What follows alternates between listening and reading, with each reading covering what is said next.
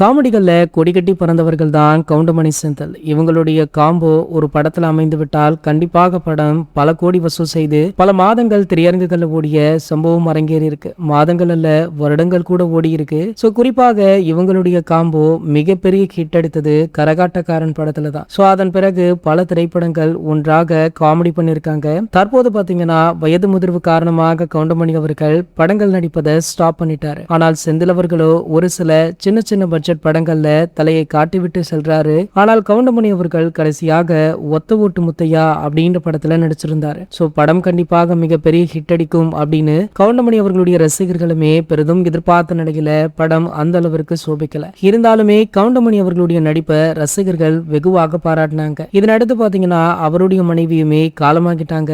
பின்னர் கவுண்டமணி அவர்களுடைய உடல்நிலை சற்று மோசமானதாக சொல்லப்பட்டது. சமீப காலத்துல கவுண்டமணி அவர்களை நேரில் சந்தித்து பல பிரபலங்கள் ஆறுதல் சொல்லியுமே இருந்திருக்காங்களா. சோ தற்போது பாத்தீங்கன்னா நடிகரும் பிரபல கார்பந்தய வீரருமான அஜித்குமார் அவர்கள் அவரை நேரில் சந்தித்து நலம் விசாரித்துள்ளதாக சொல்லப்படுது. இந்த தகவல் தற்போது வெளியாகி வைரலாகிட்டு இருக்கு. இது போன்ற செய்திகளை பத்தி நீங்க உடனே தெரிஞ்சுக்க நம்மளுடைய சேனலை மறக்காம சப்ஸ்கிரைப் பண்ணிக்கோங்க.